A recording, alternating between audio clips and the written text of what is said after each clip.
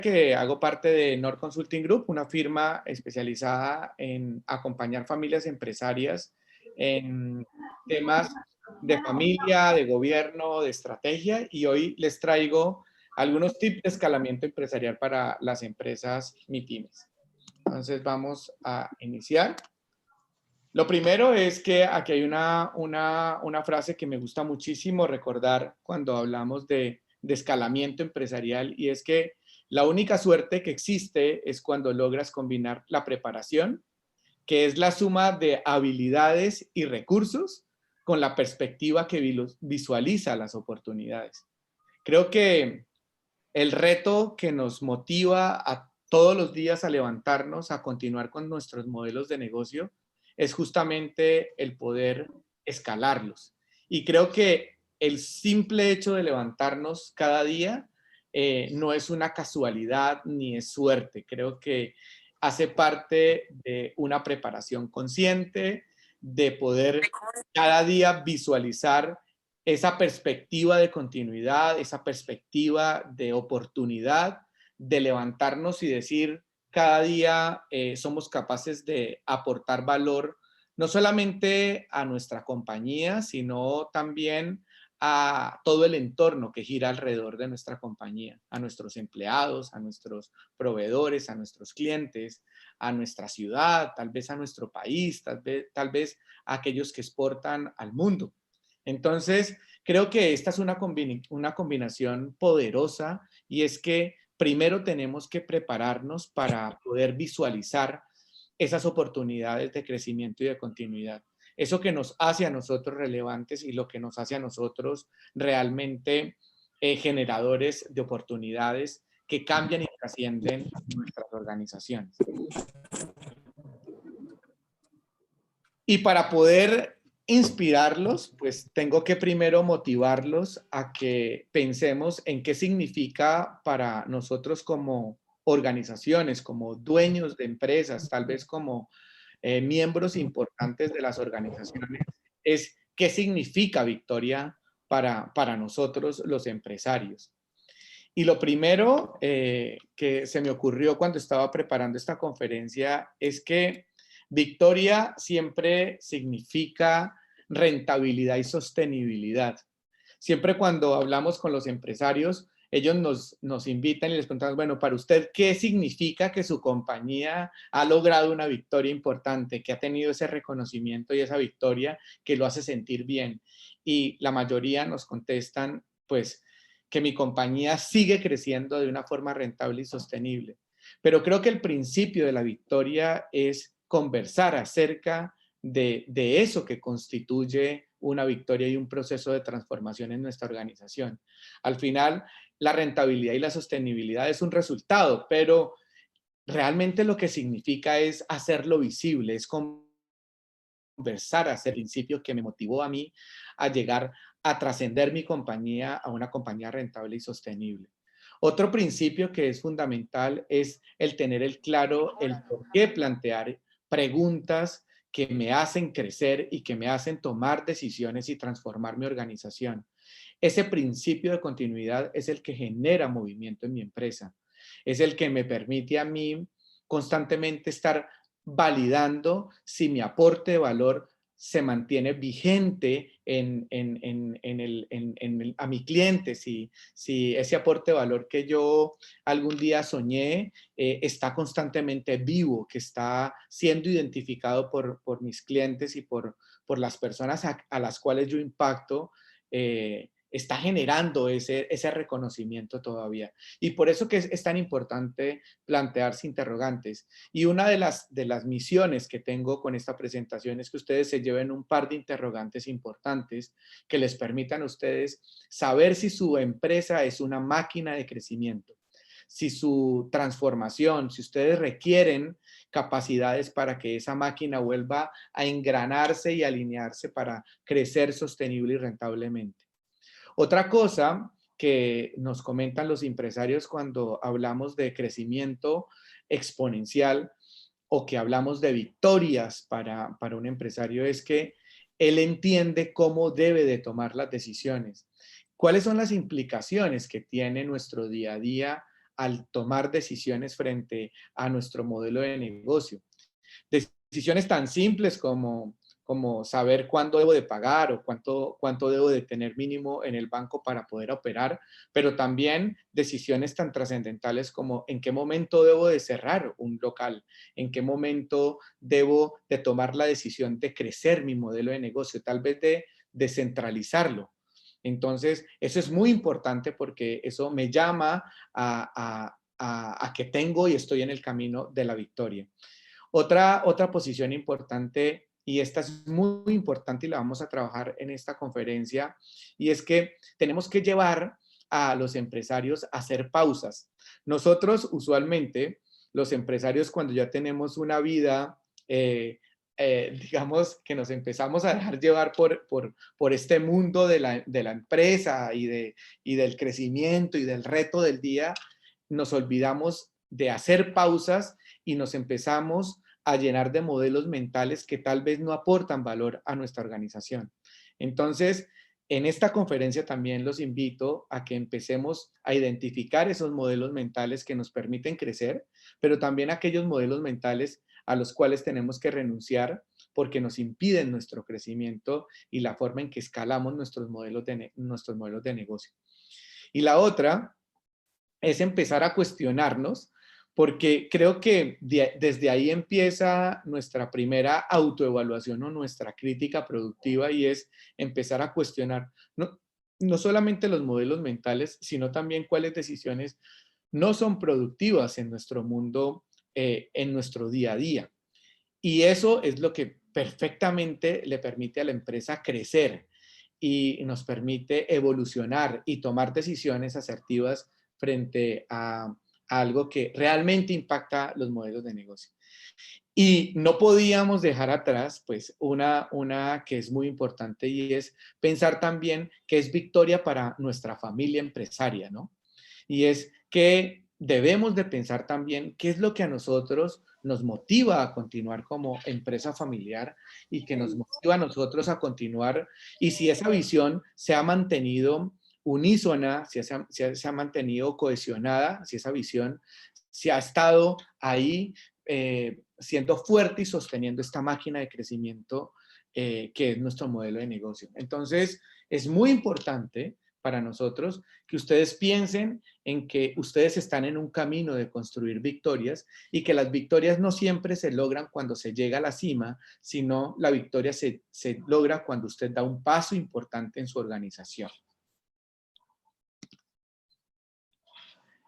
Y antes de empezar a entender un poco el mundo empresarial, pues nosotros tenemos que entender cuál es la complejidad que nos lleva a nosotros a ser empresarios, ¿no? Y cuáles son esos tipos de problemas empresariales que nos permiten a nosotros avanzar. Yo soy un empresario convencido en que los problemas, obstáculos, son aquellos que me permiten replantear mi crecimiento y que me permiten reajustar el camino que yo he trazado desde la estrategia y que he trazado para que los objetivos y los propósitos de mi organización se vayan orientando hacia avanzar. Y aquí viene esta gráfica que es muy interesante, y es que uno tiene que empezar a entender que los problemas no todos se miran desde la misma barrera, no todos se miran con el mismo observador, que los problemas en la empresa familiar están determinados por dos condicionantes importantes. Por una línea, que es la línea de la información. ¿Qué tanta información yo tengo acerca de esa problemática que tiene en este momento mi organización? ¿Y qué tanta capacidad yo tengo de, con esa información, de poder profundizar en su conocimiento? Entonces, eso nos crea 4 escenarios importantes, y es, ¿qué pasa cuando yo tengo problemas en mi organización o cuando yo tengo situaciones en mi organización donde yo tengo poca información de esa problemática, pero que yo ya sabía que iba a suceder, que era algo que para mí es fácil de poder interpretar, a pesar de que yo tengo poca información relevante para poder tomar una decisión? Usualmente, cuando yo tengo ese tipo de situaciones en mi empresa, Lo que pasa es que yo empiezo, eh, yo empiezo a tomar decisiones desde mi experiencia, de cómo yo he vivido situaciones similares y que esas situaciones similares pues me pueden llevar a una práctica de solución de esas situaciones y esos problemas.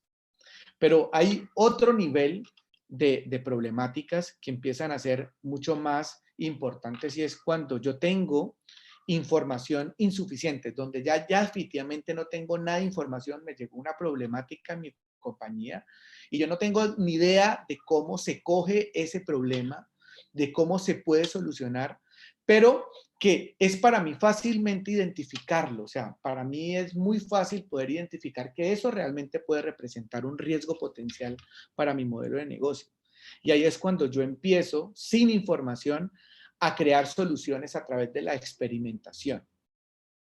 Y eso empieza a crear una situación y es que yo puedo empezar a considerar el riesgo un 50-50 y es que puede solucionarse, puede realmente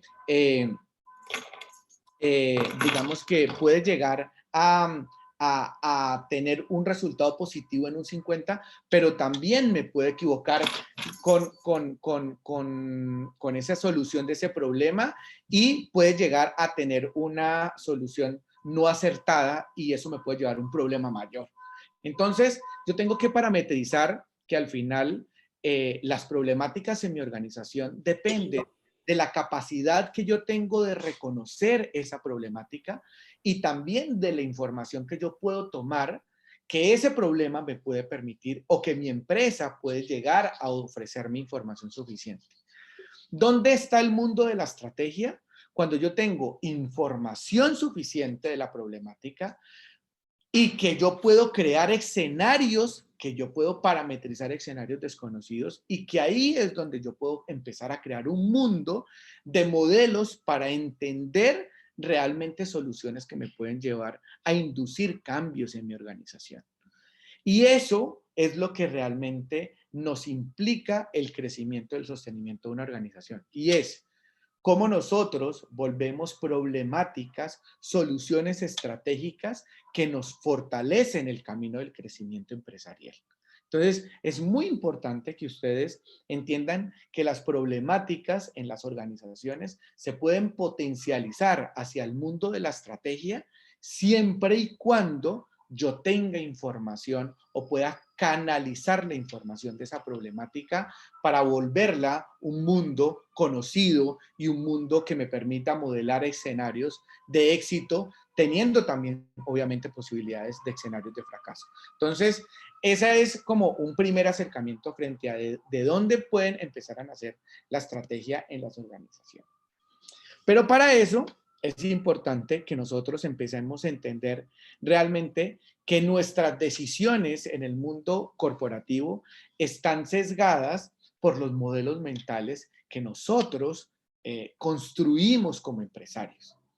¿Y qué son los modelos mentales? Es básicamente, son supuestos implícitos que condicionan las decisiones que nosotros tomamos al interior de nuestra organización. Y por ende, si las decisiones están condicionadas por esos modelos mentales, pues condicionarán el rumbo de nuestra compañía en la industria en la que compite o en el segmento en el que compite. Entonces es muy importante que entendamos que el modelo mental es el que condiciona la decisión, que digamos que condiciona la decisión para tomar un rumbo específico en nuestra compañía y en nuestra organización. Son esas reglas también que consciente o inconscientemente rigen a todas las compañías. ¿Y eso qué significa? Voy a poner una que me gusta muchísimo, un ejemplo. Y es que nosotros en esta compañía, por ejemplo, recibimos pagos a proveedores siempre a 90 y a 120 días. En nuestra industria, en nuestro segmento, siempre nos van a pagar a 120 o a 90 días. Entonces, esas son las reglas que conscientemente, consciente porque estás consciente, porque esta me la pone el proveedor, o inconscientemente yo empiezo a crear en mi mente ese condicionamiento, y es que yo no puedo encontrar un segmento que me pague de una forma diferente, ¿cierto? Esas son las reglas implícitas que yo consciente o conscientemente adopto en mi compañía y empiezan a condicionar de una u otra manera la decisión en mi compañía. Los modelos mentales no son buenos ni malos, simplemente existen y lo importante es que hay que reconocerlos e identificarlos explícitamente para saber si las decisiones que yo estoy tomando están o no condicionadas por ellos. Y eso es muy importante porque aquí lo que se trata es que ustedes puedan identificar estas reglas implícitas, estos supuestos implícitos que les están impidiendo o no el desarrollo de sus modelos de negocio. Ahora vamos a ver algunos ejemplos de lo que significan modelos mentales. Y obviamente tenemos que llevar a ustedes y llevarnos a nosotros los empresarios a identificar cuáles de esos modelos apalancan el crecimiento, cuáles son productivos, que generan intención de crecimiento rentable, es decir, que aportan valor a nuestra organización, pero también cuáles son esos modelos a los cuales yo tengo que renunciar, que son improductivos y que frenan la intención de crecimiento de mi organización. Entonces, nuestra primera tarea, porque esto se trata es cómo nosotros escalamos nuestros modelos de negocio, pues es empezar a identificar cuáles son esos modelos mentales que nos involucran a tomas de decisiones sesgadas y que determinan rumbos de la compañía sesgados. Entonces, por eso mi frase ahí es, tenemos que aprender a desaprender. Tenemos que aprender como empresarios todos los días a desaprender de malas prácticas que nos llevan a situaciones que nos limitan nuestro crecimiento corporativo. Y aquí hay una pregunta que empiezo a regalarles y es, ¿de qué dependen los resultados de sus modelos de negocio? Y a mí me gusta que cada uno de ustedes, ahora más tarde vamos a tener un foro donde ustedes van a poder exponer estas preguntas y van a poder participar activamente. Y esta pregunta me parece que es importante y es, ¿de qué dependen los resultados de su organización?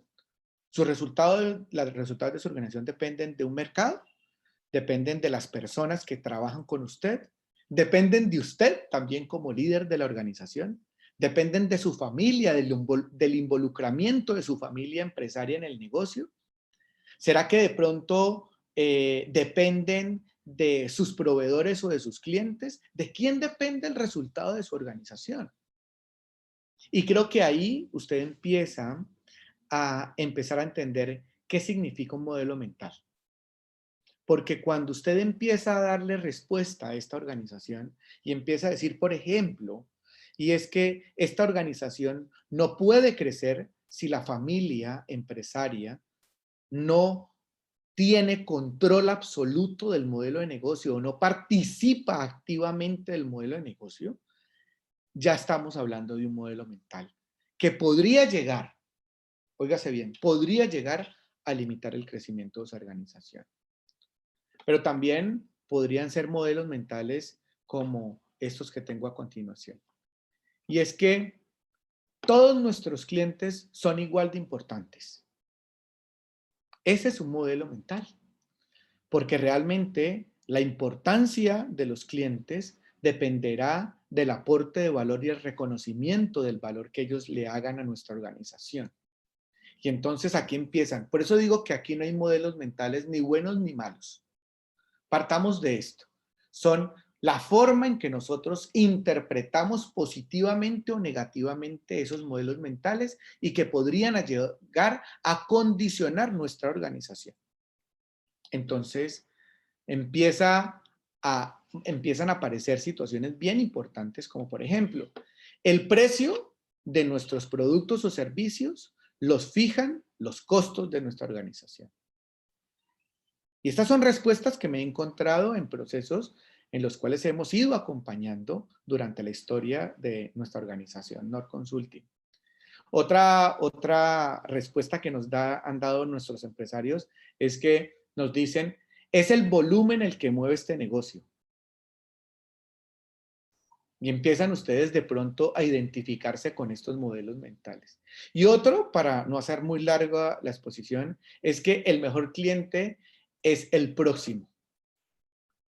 Y a mí me gustó muchísimo cuando un empresario nos colocó este ejemplo, y es porque él decía, yo nunca tengo un cliente ideal. Yo nunca he logrado ese cliente que realmente reconozca el valor de mi servicio o de mi producto como algo fundamental para su organización. Yo siento que yo soy la segunda opción siempre.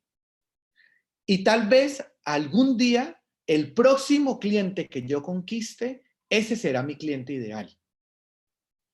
Y ese es un modelo mental que lo llevaba a él a pensar en que los clientes que había logrado conquistar durante el desarrollo de su modelo de negocio todavía no les significaban lo suficiente para trascender con ellos.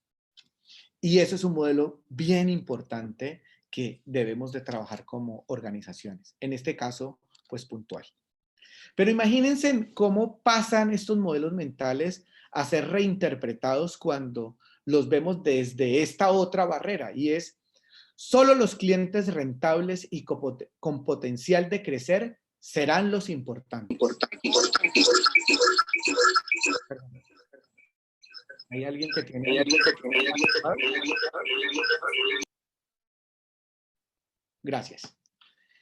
Entonces, solo los clientes rentables y con potencial de crecer son importantes. Miren la diferencia que hay entre un modelo mental raizal que simplemente bloquea la toma de decisiones versus un modelo mental que puede potencializar y crear valor para mi organización. Y es, todos los clientes son igual de importantes a solo los clientes rentables y con potencial de crecer son importantes para mi organización.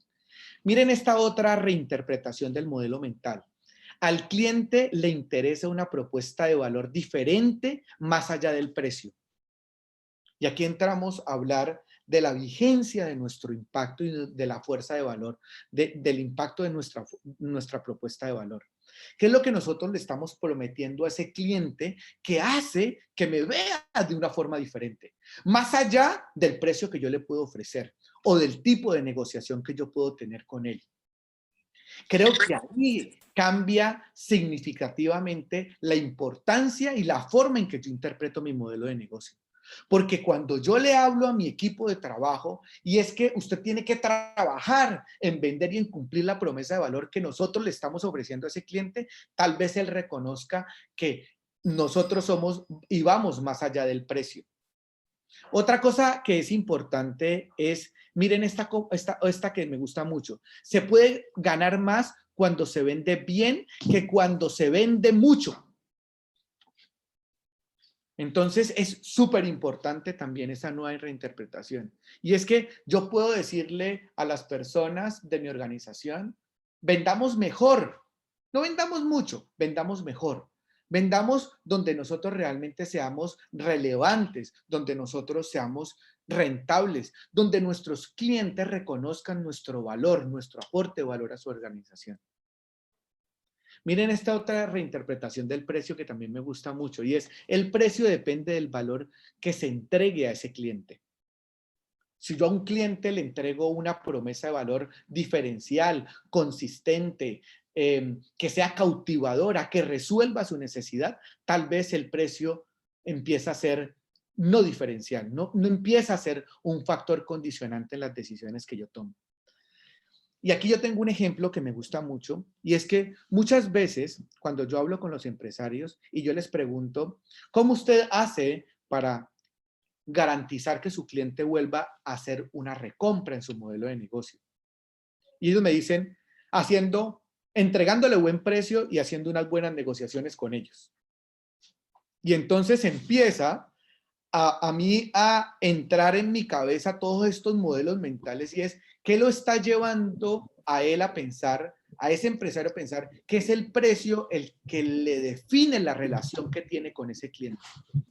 Y ahí es cuando yo empiezo a construir valor para los clientes y los empresarios. Y es que no es el precio. ¿Qué pasa si es el valor el que determina esa posición de precio en su organización, en su modelo de negocio. Esta otra también me gusta mucho y está muy amarrada a la anterior, y es que el cliente fiel genera más valor que un cliente nuevo. Y nosotros hemos llevado a organizaciones a crecer cuando empiezan a hablar de que la relación, el cultivar una relación de largo plazo es una forma de ganar también en nuestros modelos de negocio. Entonces, es muy importante que ustedes empiecen como primera tarea a identificar cuáles son esos modelos mentales que les impiden a ustedes crear estrategias de crecimiento y de rentabilidad en sus modelos de negocio. Es importante que los identifiquen y que los redefinan, que los reinterpreten a favor de su organización y que indaguen claramente en su equipo, tal vez en su equipo comercial, tal vez en sus propios modelos mentales como gerentes de las organizaciones. Tal vez muchas veces nosotros hemos influenciado a nuestros equipos de trabajo a mantener modelos mentales que sesgan nuestras capacidades de crecimiento. Yo tuve un ejemplo muy interesante y es que yo les pregunté a una empresa prestadora de servicios de contratación de personal cómo que me dijera un modelo mental, y ellos me dijeron, yo tengo un modelo mental que viene de la industria en la que yo trabajo, y es que un proceso de selección se cobra entre 1.2 y 1.5 veces el valor del salario del cargo al que yo estoy haciendo el assessment o la búsqueda o la contratación. Ese es el modelo que existe de pricing en mi segmento de trabajo. Y yo les decía, ¿y qué pasa si ustedes cobran más de eso? ¿O qué pasa si ustedes cobran mucho menos de eso? ¿Hay alguien que los reglamente, como en la banca, cuando reglamenten los intereses? ¿Hay alguien que les dice a ustedes que deben de obrar de esa manera? Y dijo, no, nadie. Pero mira que nosotros durante muchos años, 20 años, hemos seguido esas reglas porque no queremos atentar contra el modelo. Yo he dicho, ¿quién está atentando contra su modelo de negocio?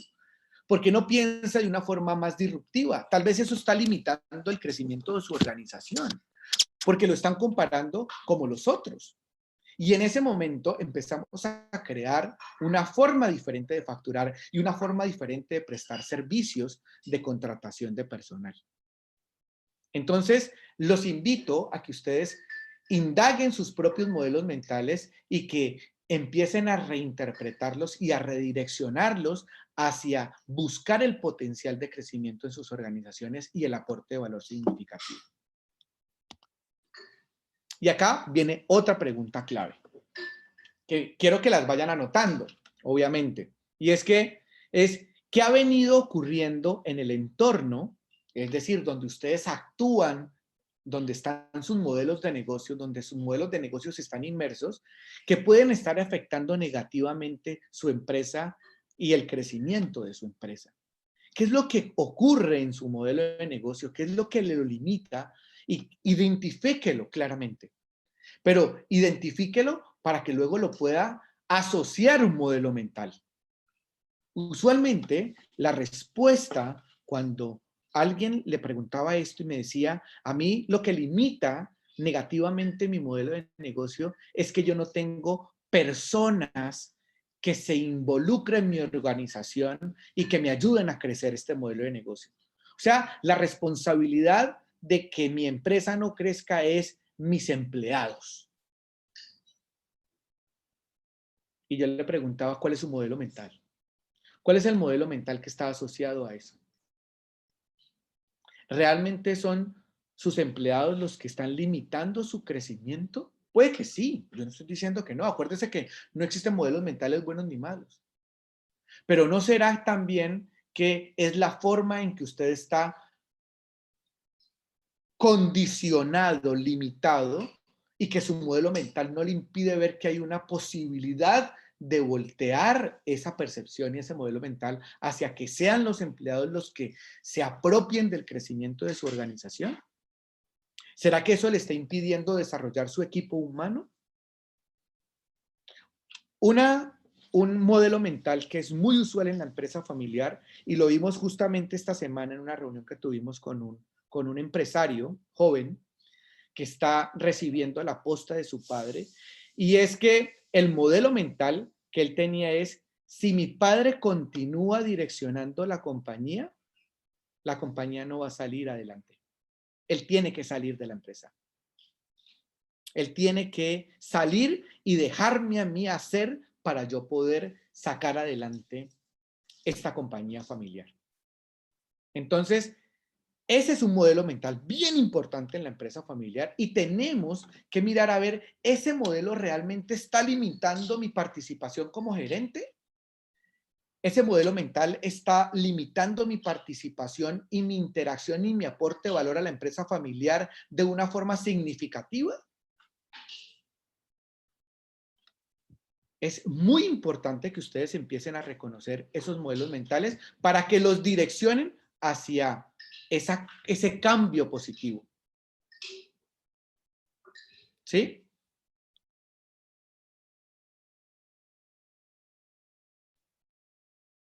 Entonces, es muy importante que ustedes se involucren y empiecen a entender que el cambio inicia cuando yo cambio la forma de interpretar el modelo de negocio en el que yo estoy trabajando.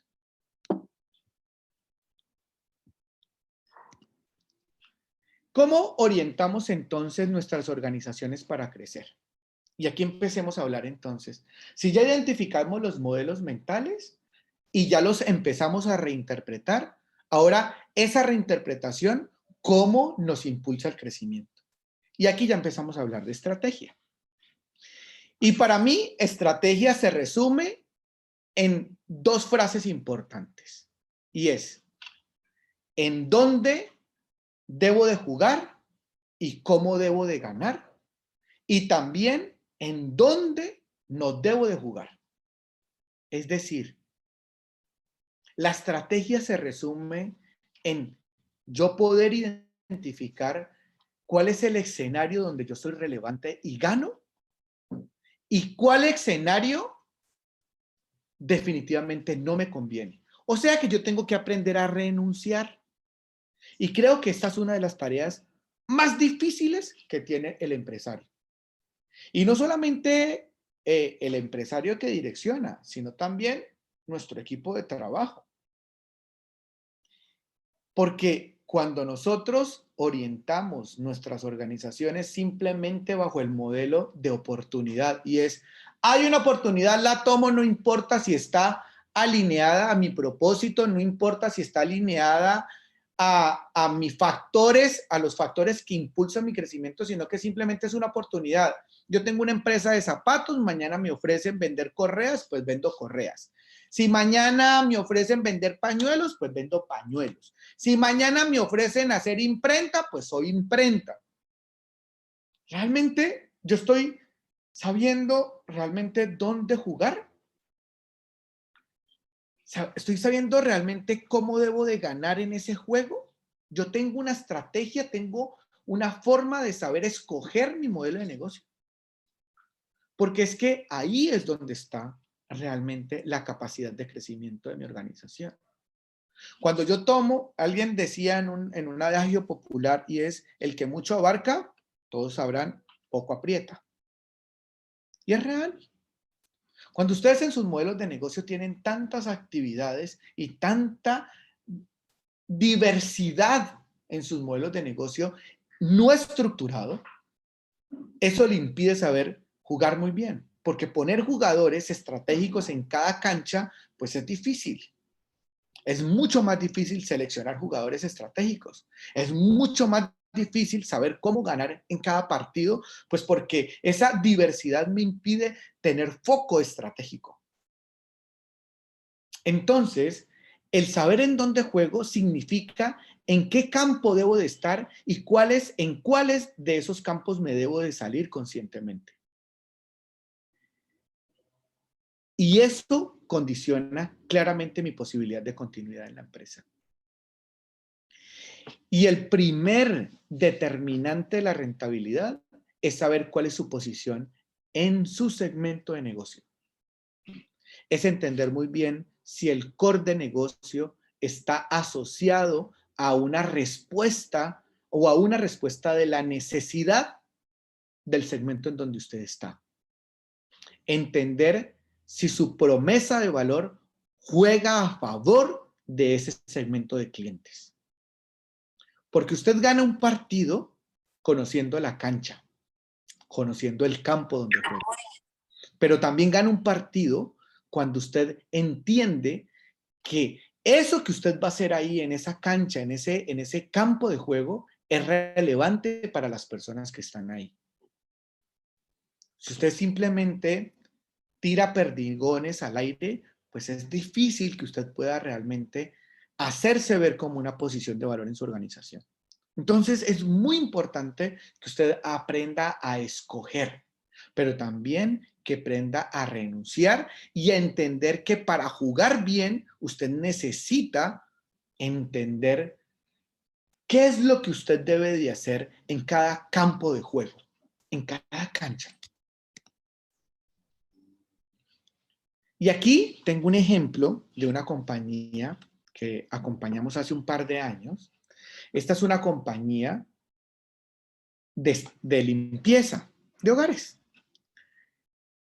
Y entonces nosotros, cuando conocimos esta compañía le preguntaba, ¿usted dónde juega hoy? Nosotros jugamos en hogares, jugamos en empresas, jugamos en instituciones. Entonces nosotros le hacemos limpieza a las casas, en apartamentos, en casas, a hogares. Hacemos limpiezas a industrias, a empresas que nos contratan nuestros servicios de limpieza. Y hacemos también limpiezas a empresas o instituciones de salud. ¿Cierto? Entonces, ¿dónde juega? Donde me llaman. ¿Cierto? Esa era la respuesta del empresario. ¿Usted dónde está jugando en este momento? Donde me llaman. ¿Cierto? Entonces, le decíamos, usted es relevante para todos esos sitios donde usted está jugando. Usted es relevante para las casas. Me decía, pues mira, nosotros le atendemos desde el estrato 3 hasta el estrato 6.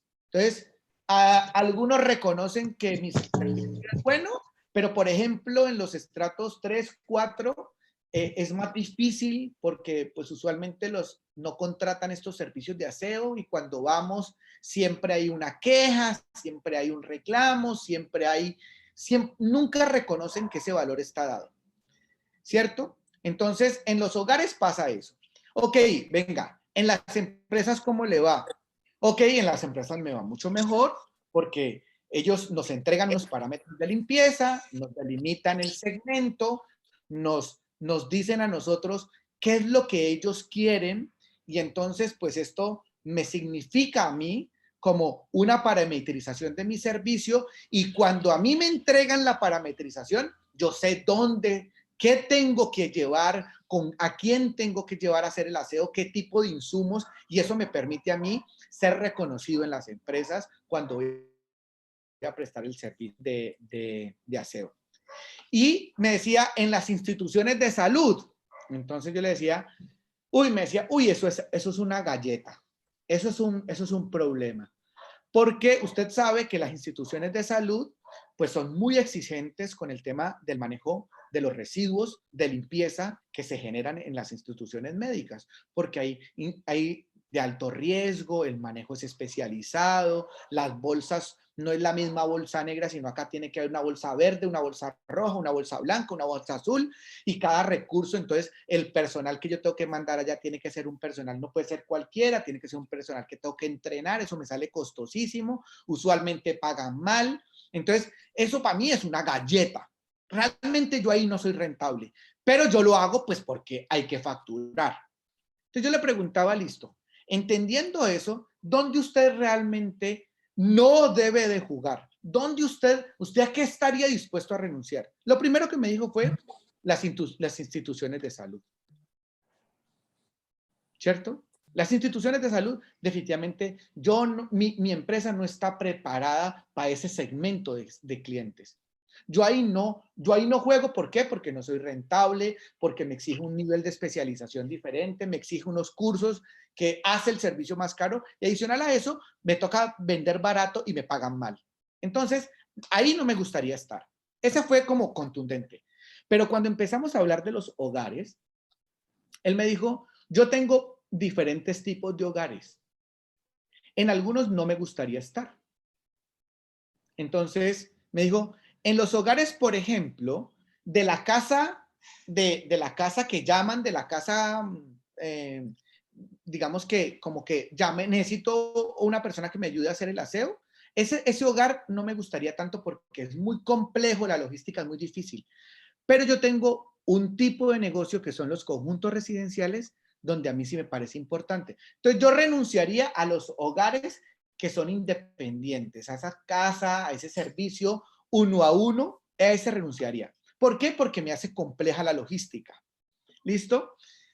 Y le pregunté, listo, si usted ya sabe dónde no jugar por las razones que les expliqué, ¿dónde sí debe jugar? Entonces me dijo, en las empresas. A mí me gustaría crecer ahí. ¿Por qué? Pues porque pagan mejor, por lo que ya les había explicado. Y hay otra cosa que me gustaría jugar y son los conjuntos residenciales estrato 6. ¿Por qué? Porque a mí me contratan el servicio no para hacer aseo de apartamentos o de casas, sino que a mí para hacer aseo de zonas comunes. Y ahí veo un potencial de crecimiento. Entonces, él entendió cómo jugar y en dónde jugar, ¿vale? Y en dónde no jugar. Y luego venía otro tema y es cómo usted gana en cada uno de esos segmentos donde decidió no jugar, perdón, donde decidió jugar. Y entonces, ¿cómo ganar donde yo voy a jugar? Entonces él me decía, lo primero que yo tengo que hacer es que yo tengo que ser productivo en los procesos de limpieza. Yo tengo que incrementar la productividad. No es simplemente mandar una persona que haga un aseo, sino yo tengo que garantizar que esa persona lo haga en el menor tiempo posible, usando la menor cantidad de insumos, garantizando que mi promesa de valor se cumple en cada uno de sus clientes y sobre todo ofreciendo seguridad. Y ahí fue cuando entendió que su parámetro no era precio, su parámetro era factor diferencial. Y cuando él iba y vendía ese factor diferencial, que es la productividad y la seguridad en las empresas y en el aseo de conjuntos residenciales de zonas comunes de estrato 6, entendió que ahí podía ganar y crecer y ser diferencial, comparado con las otras empresas de aseo. Entonces, esta es una invitación de que cualquier negocio, cualquier tipo de modelo de negocio que nosotros tengamos, está preparado para crecer. Lo que le impide el crecimiento es la forma en que nosotros entendemos el juego, en la forma en que nosotros creamos estrategia para poder ganar y aprender a jugar en ese juego. Pregunta clave. ¿Cómo deberíamos reinterpretar el contexto? Es decir, ese entorno donde nos movemos, ese segmento de negocio en el donde nosotros estamos, nuestros modelos mentales para que recuperemos el potencial que tiene nuestro negocio. ¿Cómo deberían reinterpretarse? Y cuando hablamos de la reinterpretación, también es que empecemos a entender a qué debemos de renunciar. ¿Qué realmente no es relevante para nosotros? Obviamente, a nosotros eso nos implica el conocimiento de nuestro segmento. Yo no puedo renunciar a algo del cual no tengo información. Acuérdense de la problemática de la toma de las decisiones. Si ustedes no tienen información, si ustedes no se documentan en su modelo de negocio, es difícil que ustedes puedan llegar a la conclusión de renunciar a un modelo de negocio. Y para poder llegar a tener información, ¿qué información clave necesitan? Pues identificar muy bien el segmento, identificar la rentabilidad del segmento, identificar las complejidades de ese segmento y también identificar cuáles son las necesidades que estoy resolviendo de forma relevante. Entonces, es muy importante que ustedes entiendan y que interpreten nuevamente el contexto contexto y sus modelos mentales para recuperar la potencia de su modelo de negocio. ¿Qué es entonces estrategia? Es primero entender cuál es su posición en el segmento en el que se encuentra. Y eso significa que es dónde tengo ventajas, fortalezas que me hacen ser un actor que tiene la capacidad de ganar en un segmento específico. ¿Qué quiere decir esto? Y es que para yo poder definir mi posición estratégica de crecimiento, yo tengo que identificar las ventajas. Y yo lo tengo aquí más abajo resaltado, y es, yo tengo que identificar cuáles son las capacidades replicables de mi modelo de negocio. ¿Y qué son las capacidades replicables? Lo que permite a mi organización crecer. Y piensen en esto, una organización no crece replicando problemáticas y complejidades. Una organización crece cuando mi capacidad replicable está fundamentada en la ventaja competitiva, en el factor diferencial, en lo que mi cliente reconoce como potencializador de mi modelo de negocio, como solucionador de la necesidad que él tiene. Cuando yo logro identificar esas capacidades que puedo replicar, en ese momento empiezo a crecer. Pero mire que lo primero que tiene que hacer es identificar su posición en la industria. Y en la industria es en el segmento en el donde usted está, para ponerlo en palabras.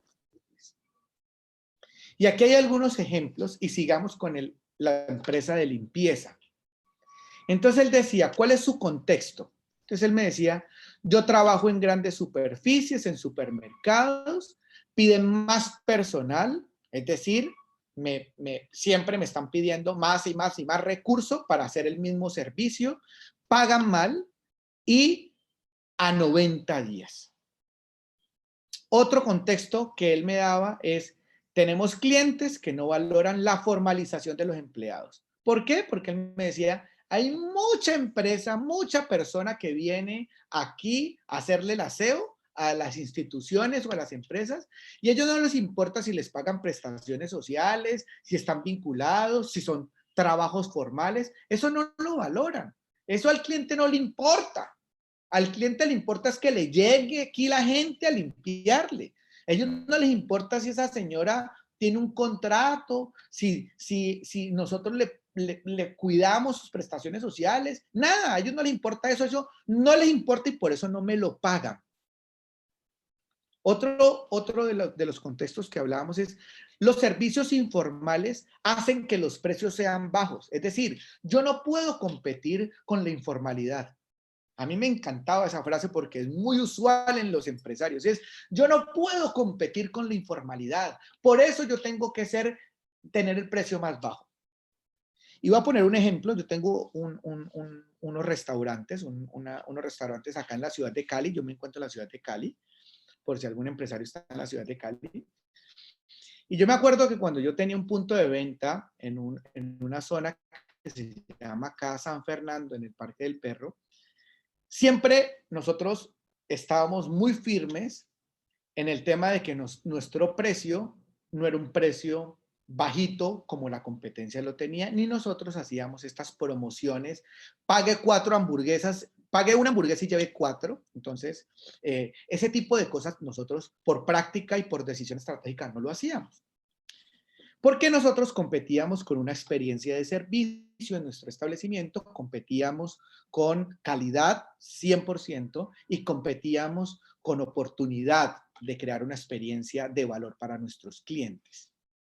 Entonces, siempre la competencia nos llegaba y nos decía, cada vez que veían que nuestro restaurante se iba llenando, pues era muy interesante porque siempre ellos eran más agresivos en la competencia. Entonces, nosotros logramos desvirtuar esto y es que nosotros realmente no competíamos con la informalidad. Claro, sus empleados, ¿cómo trabajaban? Ninguno tenía contrato laboral. Claramente, ¿cómo eran sus materias primas? De baja calidad. ¿Cómo era su servicio? Pues al no tener esa vinculación y esa relación personal con su personal que le ayudaba a prestar el servicio, con sus cocineros, con sus meseros, con el personal de atención, pues su servicio era pésimo. Mi servicio era diferencial. Entonces, cuando llegaba la gente, empezaba a decir, yo prefiero ir a comer rico, un poco más caro allá, que venir a comer y tener una mala experiencia de servicio por un precio bajo. Yo no estoy diciendo que mucha gente no se fuera por el precio, pero tal vez ese no es mi cliente. Tal vez mi cliente es el que reconoce el valor de mi modelo de negocio. Entonces, aquí, muchos competidores ofreciendo lo mismo. Miren lo que empieza a tener una sinergia con las premisas y los modelos mentales del contexto, y entonces yo cómo empiezo a tomar decisiones erradas basados en ese contexto inicial. ¿Cómo lo vuelvo? ¿Cómo lo reviso y lo reinterpreto? Hay clientes que requieren algo más que el precio bajo. La seguridad y la rapidez para hacer la limpieza le importan al cliente más que el precio. Miren la forma tan interesante de reinterpretar el modelo de negocio. Y es que yo empiezo a pensar en que son los valores diferenciales las que hacen la diferencia y se apropian el valor en el cliente. Y eso es muy, muy significativo. Entonces, aquí hay otros ejemplos. No crezco porque no valoran mi servicio de limpieza, no crezco porque la gente prefiere un servicio barato que un servicio de limpieza de calidad informal. No gano más dinero porque el costo debe ser formal, por el costo de ser formal, es decir, por mi formalidad, por yo tener a la gente con prestaciones sociales, con contrato laboral, con pagar mis impuestos, con pagar mi certificado de cámara, mi renovación, eso me hace costoso y yo por eso no gano más dinero. Mire cómo lo reinterpretamos. No tengo que atender a todos los tipos de clientes para que me vaya bien. Mi proceso de selección y entrenamiento es más valioso para algunos tipos de cliente. El concepto de limpieza tiene más servicios que se pueden desarrollar. Miren yo cómo aperturo las posibilidades de crecimiento cuando yo reinterpreto los modelos mentales y el contexto de mi organización. Eso es un proceso significativo desde el cambio de perspectiva de negocio. Y la otra forma es que la manera como respondemos a las fuerzas del segmento y de nuestra propia posición en nuestro segmento es la calidad que nosotros tenemos del pensamiento estratégico. Las fuerzas de crecimiento no tienen nada que ver con la suerte y con la esperanza. La estrategia está fortalecida en la ventaja competitiva, en el factor diferencial. Y por eso es que es muy importante que ustedes empiecen a tener en cuenta esto. Identifiquen qué los hace únicos o qué hará que resuelva de forma única la necesidad de su cliente. Defina su ventaja competitiva. Trabaje por construir capacidades y habilidades asociadas a esa ventaja competitiva.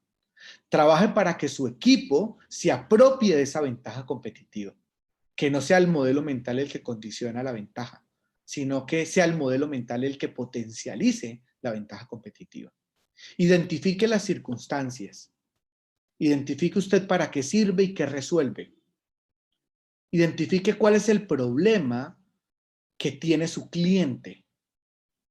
Entienda que el problema que tiene un cliente no necesariamente se ve de la misma manera que lo ve otro cliente. Tal vez cada cliente interpreta la problemática y su necesidad de una forma diferente. Eso para usted debe de ser significativo. Y eso es saber qué y dónde usted debe de jugar. Identifique claramente su segmento de negocio, donde usted debe de entrar a jugar. Entienda que no siempre en todas las canchas usted puede jugar bien. Tal vez usted es especialista en grama. Tal vez jugando en una destapada, usted no es tan bueno. Identifique quién es su segmento relevante. Identifique la capacidad que tiene su equipo para poder entregar esa ventaja competitiva, para entender el segmento, para saber dónde juega y con quién juega, para entender y leer las necesidades de su cliente. Eso es lo que hace que su capacidad pueda ser replicable, es su equipo. Y la estrategia al final es las decisiones que están alrededor de estos 4 componentes. Eso es lo que es estrategia de modelos de negocio. Eso es lo que es estrategia de crecimiento de modelos de negocio. Es lo que hace la diferencia. No es sentarnos a planear y construir escenarios, también hace parte, pero es tomar decisiones sobre estos aspectos importantes y relevantes. Por eso, para cada negocio usted debe de evaluar qué necesidad, circunstancia o problema sus clientes están buscando resolver. Y esa problemática puede evolucionar con el tiempo. No siempre usted está resolviendo la misma problemática, a pesar de que sea el mismo cliente. Le aseguro que cuando usted tuvo la oportunidad de tener esa primera relación con su cliente, él le llevó una problemática y usted se la solucionó, por eso le compró. Pero en la medida en que usted sigue construyendo una relación de largo plazo con su cliente, esa problemática tiende a evolucionar o a cambiar. Y usted tiene que estar atento a ese cambio. Y muchas veces a mí los empresarios me preguntan, pero ¿por qué a mí ya no se me están yendo mis clientes? ¿Por qué ya no me compran lo que me compraban antes? Es porque usted no está entendiendo que la problemática evolucionó. Entonces, es importante que las decisiones estratégicas estén enfocadas a entender constantemente cuáles son esas ventajas, cómo esos segmentos están cambiando, cuáles son esas problemáticas y cuál es la capacidad que tiene que tener su equipo para saber si es bueno resolviendo esa problemática o no.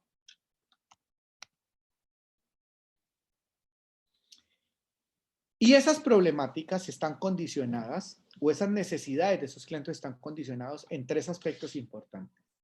En la forma funcional en que usted resuelve esas problemáticas, es decir, funcional quiere decir desde la forma técnica en que usted resuelve esa necesidad, en la forma emocional en que hace sentir que a ese cliente cuando usted le resuelve la problemática y en el impacto social que implica resolver esa problemática. Quiere decir que cuando usted resuelve un problema en su cliente, usted está impactando estos tres escenarios. Y usted tiene que ser consciente de que son los tres, no es uno o el otro, son los tres escenarios los que usted está impactando. Y con eso usted puede crear propuestas de valor diferenciales. Porque hay clientes que están mucho más afectados emocionalmente con la necesidad que necesitan resolver que con la funcionalidad técnica. Tal vez a algunos les importa más el cómo los perciben a ellos en su problemática que realmente lo que técnicamente le van a resolver el problema. Tal vez técnicamente lo resuelve de una forma muy fácil. Hay otros clientes que sí es muy importante que técnicamente usted le resuelva la problemática. Y tal vez emocionalmente no están tan vinculados a esa necesidad. Entonces, entiendan que la problemática se deriva de las tres condiciones.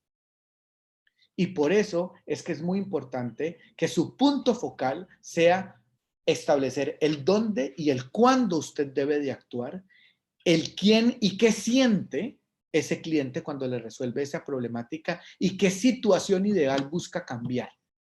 Esa es una forma interesante de entender las necesidades de sus clientes. ¿Cómo podemos redefinir nuestros negocios? Y aquí hay una formulita sencillita.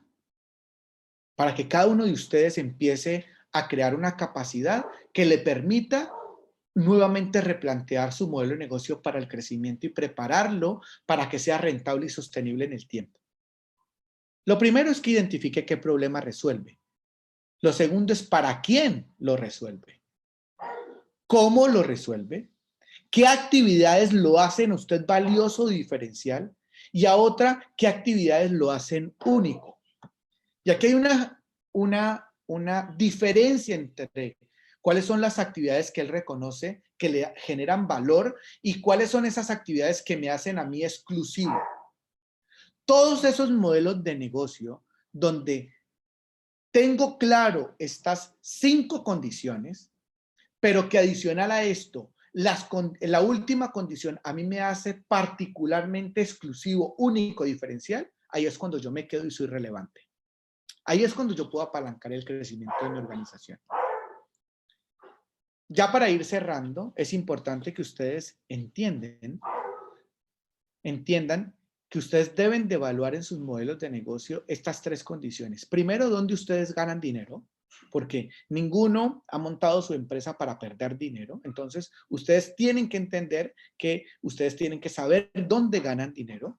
Lo segundo es, primero, ¿qué me emociona a mí como organización para ganar ese dinero? ¿Qué es lo que me involucra a mí como empresario, como organización? ¿Qué es lo que a mí me impacta, me motiva para hacer ese dinero y tener ese resultado positivo?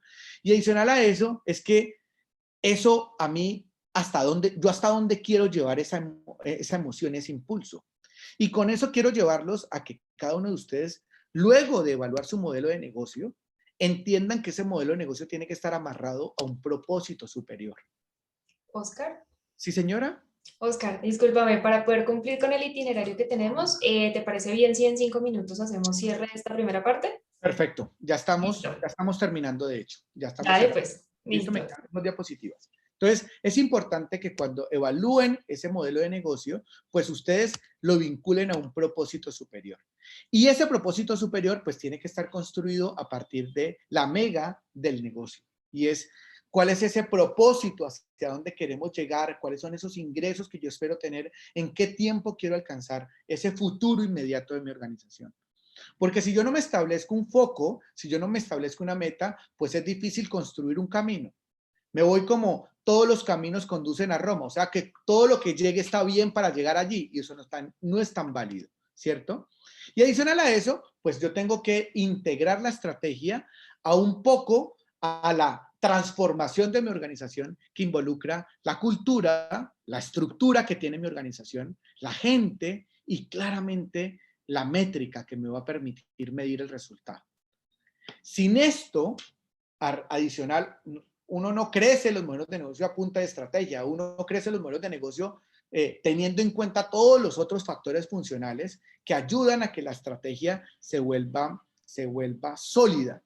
Entonces, no se trata solo de que el negocio sea bueno, sino que se trata de que yo sea relevante y único en el negocio en el que estoy. Y eso es lo que realmente es la estrategia. Algunos daticos como para cerrar el modelo de negocio, conclusiones básicamente muy seguramente ahora tenemos opción de preguntas, es ¿cómo reconfiguro la organización? Pues tengo que reorganizar mi compañía, activando, innovando, creando productos y necesidades disruptivos en mercados y en usos, creando valor en mi organización, inspirando desde el propósito superior, es decodificar con claridad para qué mi organización está llamada al cambio. Y todos los negocios que crecen, pues entienden que no deben de servir a todos los clientes posibles, que solo debo de jugar donde puedo ser único y siempre debo de escoger las batallas en el mercado que tengo alta probabilidad de ganar. ¿Dónde no crecemos? Cuando lo importante es el volumen de clientes y las ventas, cuando creemos que generar ventas y no posicionamiento de largo plazo en el mercado es la respuesta, cuando no crecemos, cuando no escogemos y vamos por todos los tipos de cliente por igual. Eso es básicamente lo que tenía para contarlos. Espero que haya sido de algo de aporte de valor. Las invito a que pasemos a la siguiente sesión para que ustedes puedan compartir sus experiencias y aprendizajes y de ahí, pues, si podemos resolver alguna pregunta o algo así.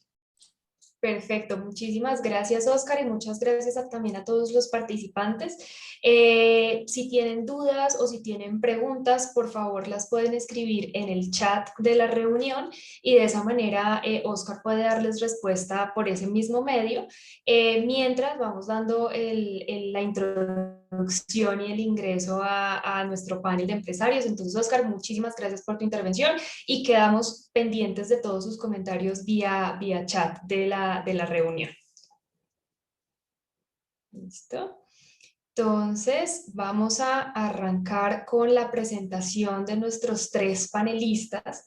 En el día de hoy tenemos una terna bien interesante, cada uno tiene un perfil diferente. Tenemos 2 que vienen del sector empresarial directamente, y tenemos también una persona que viene del sector gremial.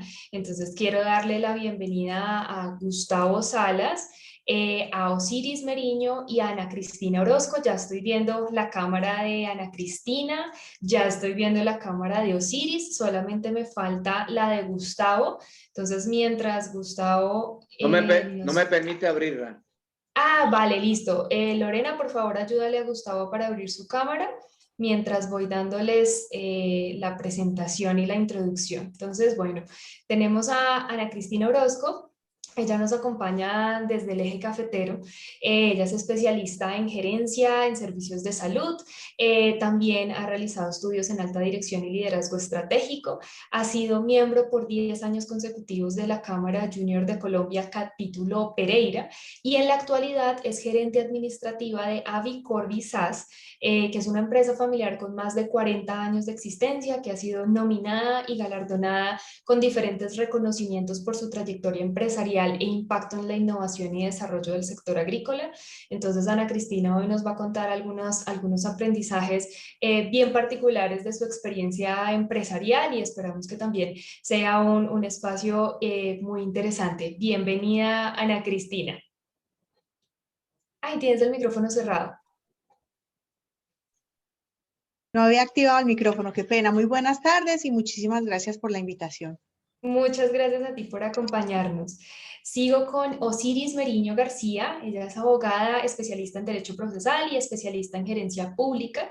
Actualmente es vicepresidenta de la Asociación Colombiana de las Micro, Pequeñas y Medianas Empresas, ACOPI, en la seccional Atlántico, y también cuenta con amplio conocimiento en temas de asesoría jurídica, conciliación, asesorías empresariales, asesorías a empresas y también pues procesos judiciales en diferentes áreas del derecho.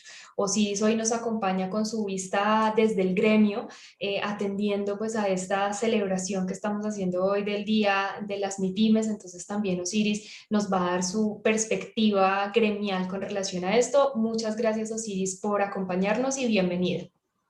Muchas gracias, Elizabeth, a ustedes por la invitación. Desde ACOPI es un placer acompañarlos en esta celebración del Día de las MIPYMES y agradeciendo la oportunidad de aportar desde el sector gremial a este evento que nos parece de suma importancia para precisamente las MIPYMES.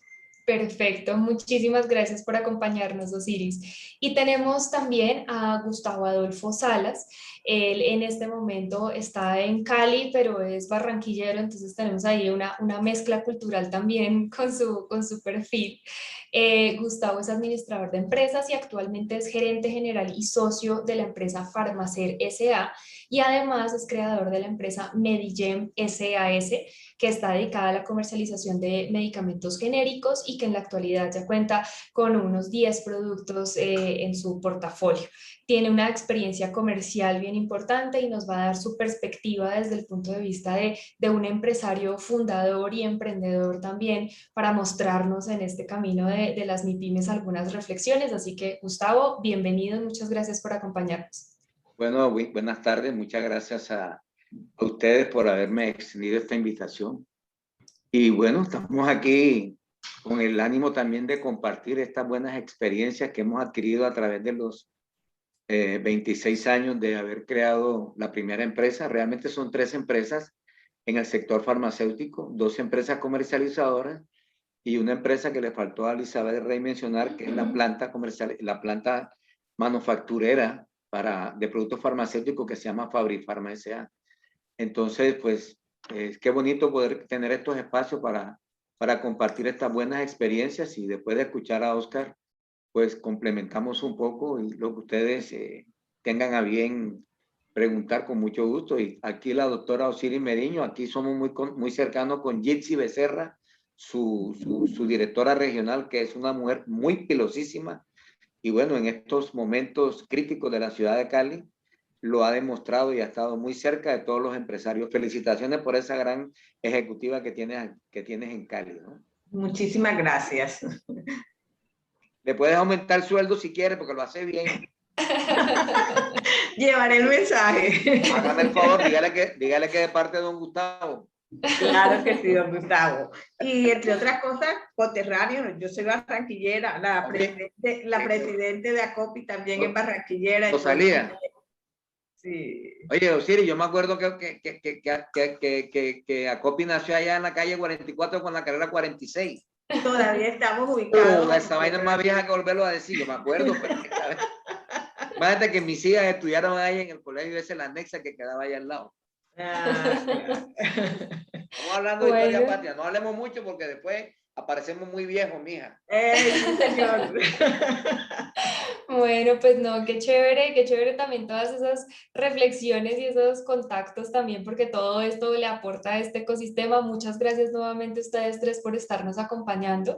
Y bueno, quiero que entremos en materia de una vez. Ya Gustavo nos estaba adelantando una primera parte de la primera pregunta que tengo para ustedes, y es ¿cuál es esas grandes reflexiones o esos elementos que han ustedes podido recopilar en esta época en donde venimos pues de varios cambios diferentes, de varias situaciones bien complejas, y también un poco qué es lo que están planeando o viendo a futuro con base en estas experiencias? Para Ana Cristina y para Gustavo desde su experiencia empresarial, y para Osiris desde lo que ha percibido en su experiencia gremial. Entonces me gustaría comenzar con Ana Cristina para que nos cuentes un poco tus reflexiones en ese sentido y también pues esas situaciones particulares que has tenido dentro de tu empresa.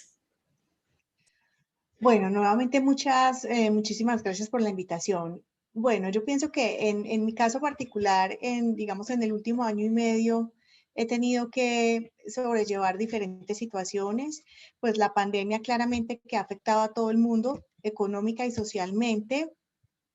También el paro que se presentó en Colombia y que pues todavía no se ha acabado, porque sabemos que todavía hay planes de nuevamente alterar la economía del país. Y adicionalmente, digamos que el intento de una transición, de una transmisión más bien, a una segunda generación que fue pues lastimosamente fallido, ¿cierto? Entonces digamos que yo fui nombrada gerente general de la empresa. A los 2 días nos llevaron a una cuarentena y no solamente tuve que enfrentar las consecuencias de una pandemia, sino todo este, digamos, sistema familiar que se movió a raíz de este intento de transición que lastimosamente no se llevó a cabo. ¿Qué reflexiones me dejan? Creo que no hay nada más difícil que prever que una pandemia. Creo que en ninguna planeación estratégica de ninguna empresa en el mundo se tenía prevista una pandemia. Es una situación que nos afectó a todos enormemente, a unos más que a otros, a unos incluso positivamente, pero pienso que el efecto más importante fue precisamente el social, y creo que esas consecuencias sociales que se vivieron por la pandemia fueron una de las grandes motivantes del paro nacional, aunque no es lo único. Esa es como mi primera reflexión, es decir, no hay nada que podamos, es decir, no todo lo podemos controlar, por más planeación estratégica que tengamos.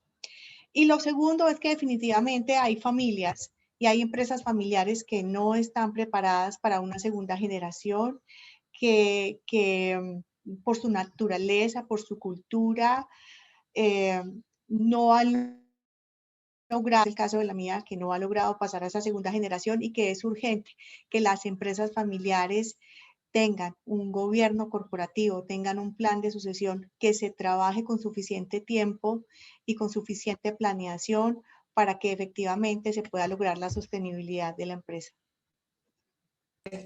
Perfecto, muchas gracias Ana Cristina, y creo que también tenemos ahí unas reflexiones bien interesantes, porque es totalmente cierto lo que dices, no para todas las empresas familiares se ajusta lo mismo. Si bien en muchos casos el tema es, bueno, proyectemos esto a las siguientes generaciones, no todas están preparadas en el mismo momento o de la misma forma para hacerlo, así que sí es una situación que hay que mirar con lupa, por decirlo de alguna manera, y que realmente involucra diferentes factores, así que bueno, igual ahorita profundizaremos un poco más en esos aprendizajes puntuales de cómo se llegó a ese punto también, pues para que sea un aprendizaje y una reflexión para nuestros empresarios. Perfecto, muchísimas gracias, Ana Cristina.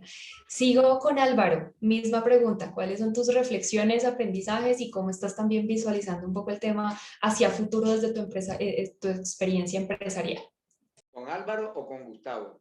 Perdóname, Gustavo, discúlpame. Oye, se me corrió el nombre, perdóname. Yo pensé, Elizabeth, que me había cambiado así sin avisar. Te volví a bautizar. Te llevo una hora esperando ahí que me dejen hablar y me va a cambiar el nombre. Gustavo, adelante. Oye, no, pero fíjate que hay un texto en la Biblia que habla de que el tiempo y el suceso imprevisto le acaece a todo el mundo. Y precisamente el suceso es imprevisto porque no lo podemos prever. Y Ana Cristina decía algo muy valioso, muy válido, y es que absolutamente nadie está preparado para una cuestión de esta. Absolutamente nadie. Algunos empresarios, me incluyo, estamos en sectores privilegiados y yo digo bendecidos. En el caso de nosotros, la salud. Lo que es el sector de la salud y el sector de la alimentación, la verdad, como en todas las crisis, unos se fortalecen más y otros sencillamente desaparecen. Esto nos ha enseñado mucho. Por ejemplo, a mí me gusta el tema del emprendimiento y he hablado con gente y le decía, mira, ahora uno cuando va a emprender debería por lo menos hasta prever una situación de esta que se repita nuevamente. Pero es que no solamente eso, yo no sé, Ana Cristina, seguramente estás de acuerdo conmigo, mija, en que el tema, el paro en un mes hizo más daño que la epidemia en año y medio. Entonces, vea, es muy tenaz. Absolutamente de acuerdo. O sea, lo que no hizo la pandemia en un año lo hizo el paro en un mes. Mira, yo el mes de mayo, yo tengo un cliente en Armenia que se llama Julián Ramírez de Droaliados. Él es una persona bien interesante y tiene un negocio bien bonito de distribución de medicamentos allá en Armenia. Yo en el mes de mayo, yo pude facturar la última semana del mes y tuve represado todo el mes prácticamente, toda la venta del mes la tuve represada porque no había transporte para despachar. Sencillamente, ¿por qué? Porque el paro tenía todo bloqueado. Entonces, esas son cosas que no se pueden prever. Tendríamos ahora que contratar una flota de aviones o tendríamos que contratar una flota de barcos. O sea, no, de barcos tampoco, porque tampoco te dejan pasar por Buenaventura. Entonces, es muy tenaz, muy tenaz. Y estas cosas hay que, de cierta manera, nos ayudan como a orientarnos. Bueno, ¿cómo tengo que replantearme? Porque si se presenta una vaina de esta otra vez, ¿hacia dónde empujo? ¿Hacia dónde tiro? La verdad es que hay mucha incertidumbre, mucha incertidumbre. Y ahí lo mencionaba Ana Cristina. Ya está presupuestado para este 20 de julio otro enredo. Ya el Ministerio de Defensa habló ayer, ya lo dijeron, quieren tomarse Bogotá y todas estas cosas. Entonces, ¿dónde está la seguridad para trabajar aquí? Es muy difícil sostenerse. Lo otro, la reflexión que me dejó cuando arrancó la pandemia en marzo 26 del año pasado, es que tenemos que ser muy previsivos, especialmente con la parte financiera. Porque mira, muchas empresas no aguantaron ni siquiera 15 días, ya estaban afuera, ya desaparecieron. Entonces, ¿qué pasa? Planificación. Ahora, ¿qué concepto tenemos de las empresas familiares? Las empresas familiares, cuando tienen familiares, ¿por qué? Porque trabaja la familia, pero es que debe tener un número reducido para poderla considerar así. Pero una empresa familiar que ya exceda un número de empleados ya no puede manejarse como una empresa como de la familia, que aquí está mi mamá, mi papá, mis hijos, mis sobrinos, no.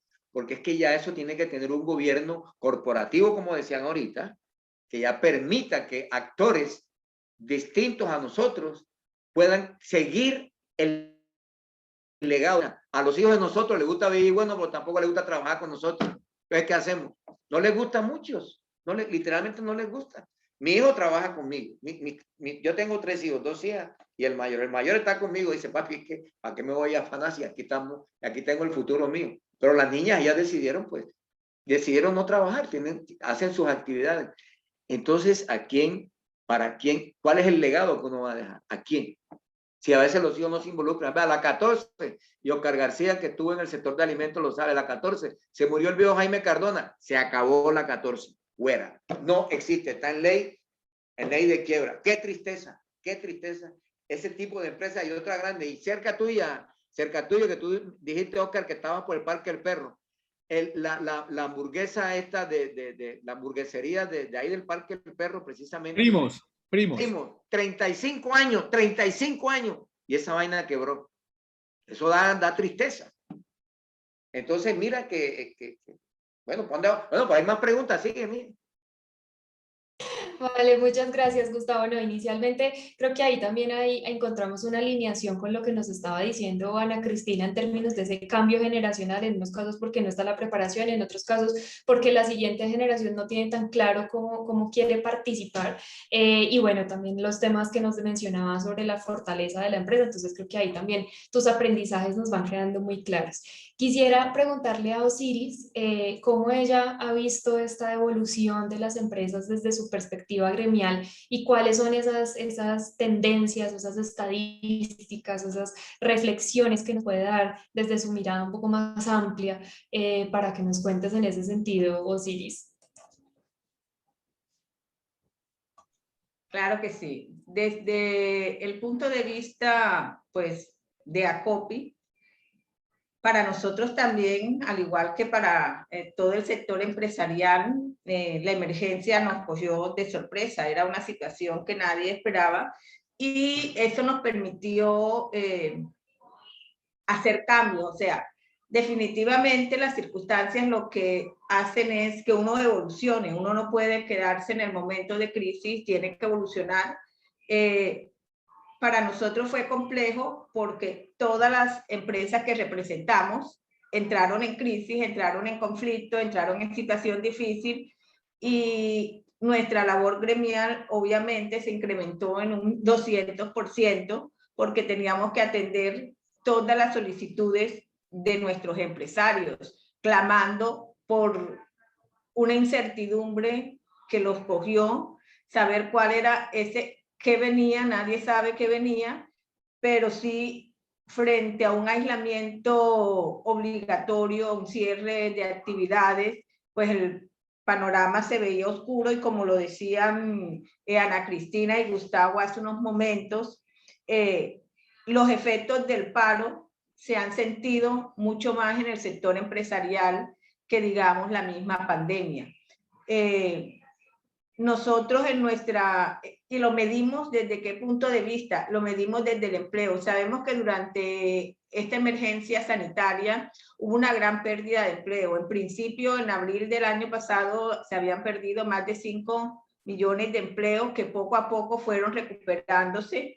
Y cuando realizamos nuestra última encuesta de desempeño empresarial en el año 2020, tuvimos que había ya una leve recuperación del empleo.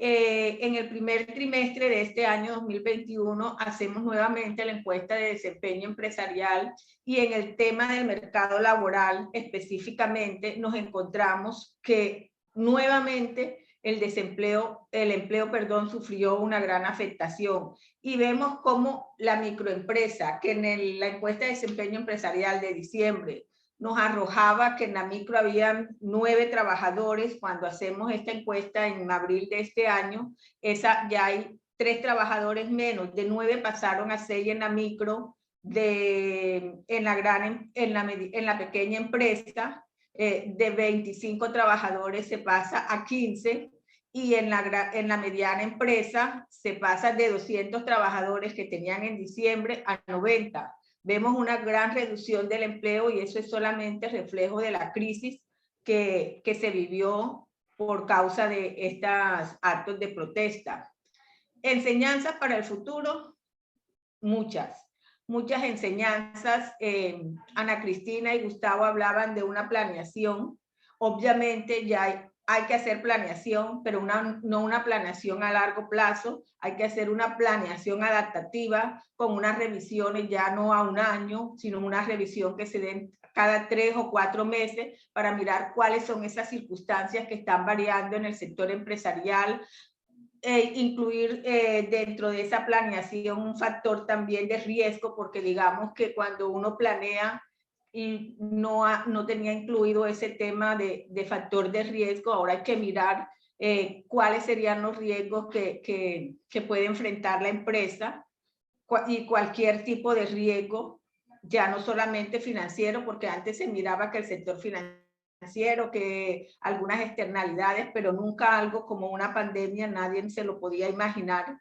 Entonces hay que hacer esa planeación adaptativa que nos enseñó también y que hay que mejorar para el futuro y seguir trabajando en el mejoramiento de las competencias de los equipos de trabajadores. Vimos que el modelo de trabajo cambió, sobre todo las MIPYMES no estaban preparadas para hacer un trabajo remoto como nos tocó. De un día para otro, todo el mundo váyase a trabajar en la casa. Eso significaba temas de tecnología, fortalecimiento de esas competencias en tecnologías de los trabajadores, precisamente para adaptarnos a este nuevo modelo de trabajo. Entonces son aprendizajes que no debemos desechar. Son aprendizajes que debemos tomar, hacer planeación adaptativa, seguir en el mejoramiento de competencias de nuestros equipos de trabajo y acostumbrarnos a que de ahora en adelante vamos a tener un trabajo híbrido. Así lo han demostrado estudios en donde están diciendo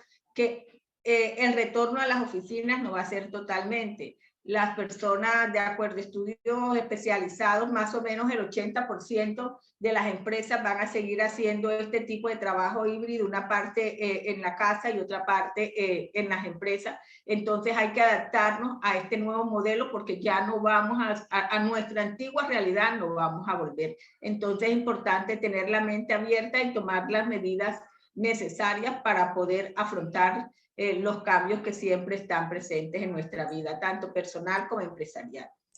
Perfecto, muchísimas gracias Osiris por tus reflexiones también desde la perspectiva gremial y un poco enlazando con lo que estás diciendo de esos cambios que se han generado en las micro, pequeñas y medianas empresas. Quisiera preguntarle a Ana Cristina, con base en tus experiencias, con base en la situación particular que has vivido, ¿cuáles serían algunas de esas recomendaciones que les darías a estas micro, pequeñas y medianas empresas que son empresas familiares, que tienen unas dinámicas familiares y que eso las hace o más fuertes o más vulnerables en ciertos elementos? Entonces también resaltar un poco cuáles serían algunas de tus recomendaciones para que se puedan fortalecer en esos aspectos, un poco desde la experiencia de lo que has vivido con tu caso. Mira, yo pienso que son muchos, yo podría hacer un listado de consejos y de reflexiones que son importantes. Pienso que hay algo, hay dos cosas importantísimas y que tienen que ver con el fundador y con la familia. Con la familia, hay que entender que la familia es una cosa. Creo que te estoy escuchando un poquito mal, no sé si es tu micrófono. Aló. Ahí creo que está mejor. ¿Ya? ¿Sí? ¿Me están escuchando bien todos? Ahí ya está mejor. ¿Sí? Bueno, si hay algún problema me desconecto el micrófono y hablo sin micrófono. Bueno, Dale. ¿me estás escuchando, cierto? Sí, ahí está bien. Bueno, ¿me se está entendiendo bien? Ahí cuando volviste a hablar es que queda como si hubiera un pequeño eco al fondo en algunas palabras. ¿Se te escuchaba mejor ahorita? Sí. Sí, bueno, claro. Mira, así que en este momento no se está escuchando bien. Ahora ahí, sí. Ahora sí, ahí está ¿Sí? bien. Ok, pues me hacen señitas si no me escuchan bien. Les decía que hay dos aprendizajes que son muy, muy importantes. Uno, que las familias puedan separar la familia de la empresa. Esto es algo que afecta muchísimo porque cuando hay situaciones laborales terminan mezclándose en las situaciones familiares y se dañan y se alteran las relaciones familiares a causa de las situaciones laborales. Entonces, y es ahí donde yo vuelvo y enfatizo en la importancia de un gobierno corporativo en donde nos enseñan a las familias a ejercer cuáles son, a ejercer los roles que realmente nos corresponden y a no intentar coadministrar una empresa cuando ya hemos elegido una junta directiva, cuando ya hemos elegido una gerencia. Y estas situaciones digamos, se exacerban más en momentos de crisis. Es decir, que llega la pandemia, llega el paro, llega la crisis económica, llegan una serie de situaciones que lo que hacen es que afloran los conflictos internos que hay porque la familia claramente no está bien educada. Entonces hay que educar a las familias para que estas empresas familiares sepan afrontar y diferenciar cuando los problemas laborales pertenecen directamente a la empresa y cuando los asuntos familiares son totalmente aparte. Eso es algo que me ha enseñado muchísimo.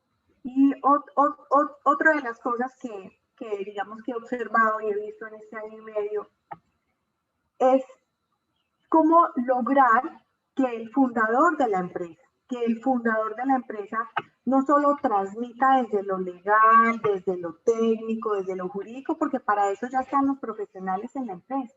Los abogados se encargan de hacer todo el tema de sucesión, los técnicos en la empresa, cada uno tiene sus roles, lo legal, lo documental, todo eso existe. ¿Cómo lograr que el fundador transmita realmente a las siguientes generaciones eso que lo apasionó, eso que lo movió, eso que fue lo que hizo que él fuera capaz de levantar esta empresa? Las empresas que se crearon hace 40, 50 años, cuando todavía no existía nada de planeación estratégica, porque ellos construyeron esas empresas con las uñas. ¿Cómo lograr que ese fundador transmita, ¿cierto?, a estas nuevas generaciones esto del alma, porque es que es un aprendizaje del alma, es una entrega del alma. Yo entrego a ti lo que mi alma y mi espíritu sienten por esta empresa, porque yo la creé, ¿cierto? Esto no nos hace inmunes a todas las situaciones que se presentan. Claramente, yo creo que, vuelvo y repito, la pandemia afectó a todas las empresas en todos los aspectos, y el paro nacional también, pero yo creo que si uno tiene una empresa fortalecida, y ahora Gustavo decía algo muy importante, de eso sí puedo hablar porque me acompaño aún de una gran consultora financiera que nos ha apoyado, nos ha acompañado y que de alguna manera nos ha generado una serie de estrategias que nos han permitido mantenernos a través de todas estas situaciones tan difíciles que hemos venido pasando en estos últimos 18 meses. Perfecto, muchísimas gracias por tu intervención, Ana Cristina. Creo que son aprendizajes bien interesantes también. Muchas veces uno cree que, y en las empresas familiares a veces se cree que, bueno, que no importa si somos familia, eso ahí más o menos nos vamos arreglando en el camino, pero sí es muy importante el hacer esa diferenciación, sobre todo mental, de cuáles son los espacios y de qué cosas son familiares, qué cosas son empresariales, para poder respetar cada uno de esos espacios, para darles espacio a la familia y atender a la familia, pero también para darle espacio a la empresa y poder atender a la empresa, y luego que no con esos cruces nos coja una crisis mal parados, porque pucha, estábamos embolatados en todos esos líos familiares que no habíamos tenido tiempo de ponernos a pensar en la empresa. Llega una crisis y, mejor dicho, en menos de nada nos voltea todo el panorama. Entonces creo que es una reflexión bien interesante ese asunto, y resalto también mucho lo que mencionas de la educación a la familia, de realmente generar esa conciencia en la familia sobre ese aspecto. Perfecto. Muchas gracias, Ana Cristina. Con tu caso, Gustavo, quisiera que tus recomendaciones y tus reflexiones para estos empresarios de micros, pequeñas y medianas empresas esté un poco más enfocado en cómo hacer para durar 40 años, cómo hacer para crear varias empresas, cómo hacer para crecer, porque a veces, muchas veces, las microempresas dicen, no, yo soy muy pequeñito, yo realmente así más o menos estoy facturando, más o menos estoy vendiendo, pero yo soy pequeñito. Entonces, ¿cómo hacemos también para ir migrando un poco esa perspectiva y tener una mentalidad un poco más amplia en ese sentido? Bueno, Eli, yo pienso que el tamaño de tu empresa o de tu emprendimiento está en tu cabeza. Si tú decides ser chiquito desde que comienza, vas a ser chiquito toda la vida. Pero si tú quieres ser grande, tú vas a ser grande. Cuando yo empecé este proyecto en el año de 1996, en el año 95 fundamos la empresa, el 13 de julio, la creamos en Cámara de Comercio, y el 1 de enero del 96 salimos al mercado. Yo le dije a mi esposa, a la patrona con la cual llevo 50 años, Es la misma, no es que tenga 50 años de matrimonio, pero con 4 mujeres, no, es la misma de 50 años atrás. Entonces yo le decía, no, mija, yo quiero que seamos unos actores aquí en la industria, que sentemos precedentes. Y desde un comienzo me puse la idea, ¿no? Que quería hacer un laboratorio que tuviera una buena presencia, pero ojo, nunca buscando como pensando en grandes cosas, no. Yo tenía un presupuesto en mi cabeza que quería cumplir. Hay muchas cosas que tocó cambiar, hay muchos paradigmas que están establecidos. Por ejemplo, hay una frase muy común que es ver para creer. Esa frase yo la volteé. Para mí la frase no es ver para creer, para mí la frase es creer para ver. Porque si usted no cree en sí mismo, difícilmente usted va a poder ver un resultado más adelante. Esto de ver para creer es como sí, de hecho es bíblico, ¿no? Pero es que estamos hablando aquí de cosas muy tangibles y las empresas son así. La convicción, ¿qué es lo que pasa con la mayoría de los emprendedores? Hombre, tristemente se quedan al comienzo porque no pueden seguir por la parte económica. Y a veces porque están mal diseñados los negocios desde un comienzo. A veces se piensa más con el deseo que con la razón. Entonces la gente piensa y quiere por la necesidad que tiene, porque no es ningún secreto que el 95% de las empresas familiares o de los empresarios hacemos empresas por necesidad más que por gusto. Porque yo trabajaba muy cómodamente en un laboratorio donde era director nacional de mercado y venta, y en el año 89 me ganaba 4 millones de pesos, tenía un carro y una tarjeta de crédito de la empresa que era muy bueno, vivíamos muy bueno, y yo vivía muy cómodo y en una zona de confort que yo no quería salir. Ahora, ¿por qué me tocó esto? Porque fue que me echaron, o si no todavía estuviera allá, bueno, estuviera ya pensionado. Entonces, es la convicción de qué quieres hacer tú y de no renunciar. Y en eso sirve mucho. El 95% de los seres humanos tenemos algún tipo de trastorno de personalidad, o sea, tenemos un rayón en la cabeza. Busque usted el suyo, pero todos tenemos un rayón. Unos somos trastornos obsesivos compulsivos, otros somos psicorrígidos, otros somos obsesivos, de todo hay. Todos tenemos un rayón. Pero cuando uno identifica qué es lo que es y lo puede volver una herramienta a su favor, es importante.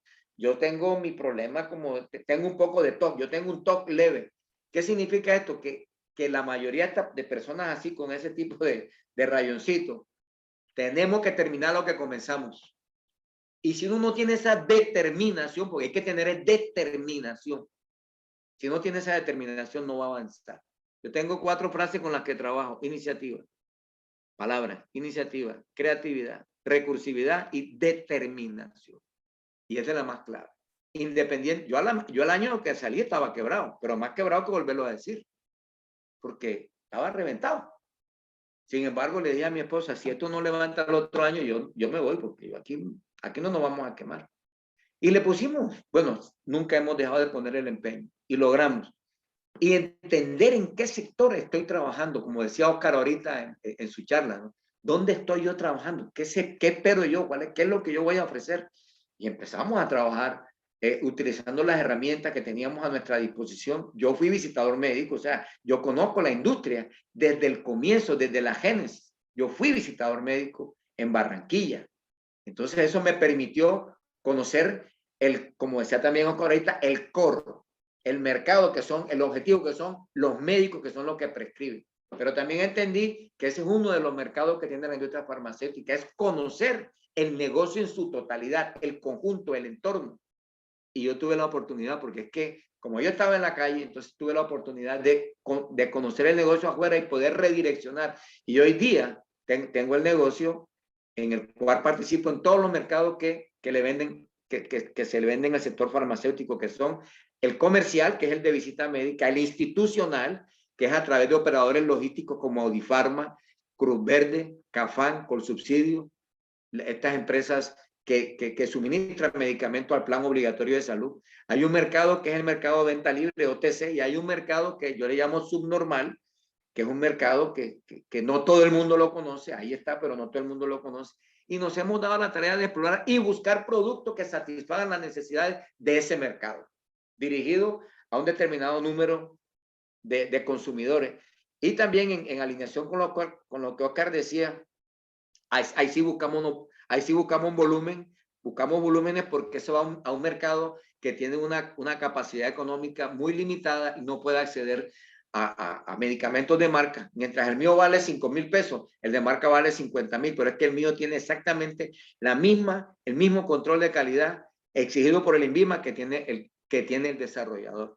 Entonces, cuando uno identifica todos esos factores, uno puede trabajar relativamente tranquilo porque sabe que uno va a obtener resultados positivos sí o sí. Entonces, a nosotros nos ha servido mucho precisamente el como cabeza poder redireccionar, pero muy de acuerdo con lo que dice Ana Cristina también, de que los muchachos, la generación se convenza de que esto también, esto es parte de establecer y de fortalecer su propia vida comercial.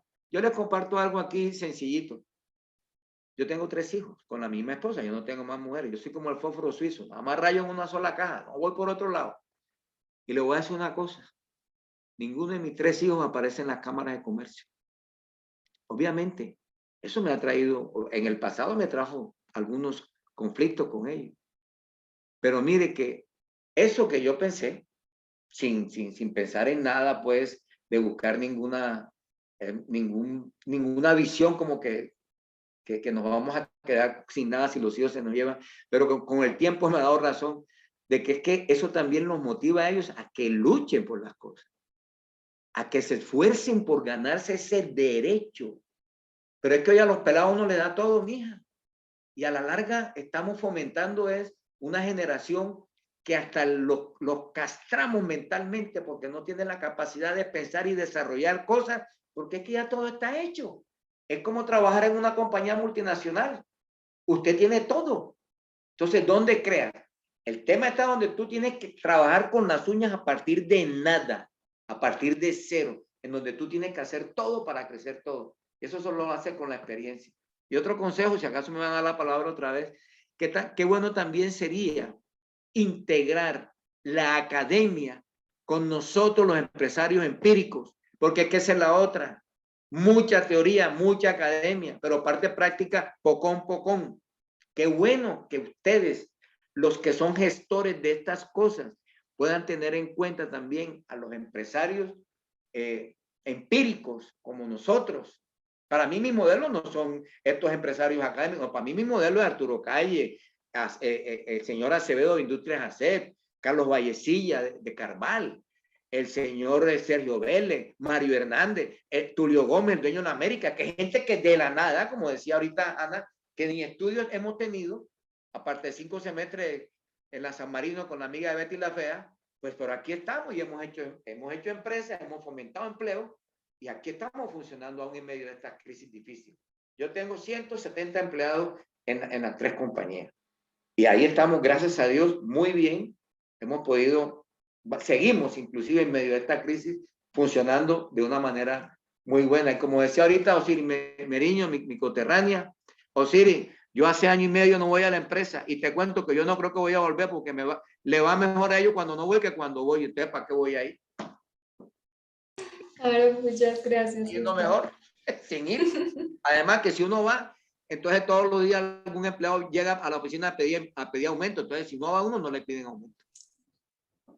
Muchas gracias por tu intervención, Gustavo. Y ahí también estamos teniendo dos caras de una misma moneda, la perspectiva de la segunda generación con Ana Cristina, la perspectiva de la primera generación con Gustavo, cada uno desde su esquema y desde la manera en la que visualiza la realidad, cada uno con historias y aprendizajes diferentes que creo que son bien interesantes y complementarios y que también le dejan muchísimas cosas para pensar, que espero que les deje muchísimas cosas para pensar a nuestros participantes, a los empresarios, a los que nos acompañan en este espacio, porque realmente creo que ahí estamos teniendo cosas bien interesantes. Y quiero nuevamente con Osiris, perdóname, sí, Osiris.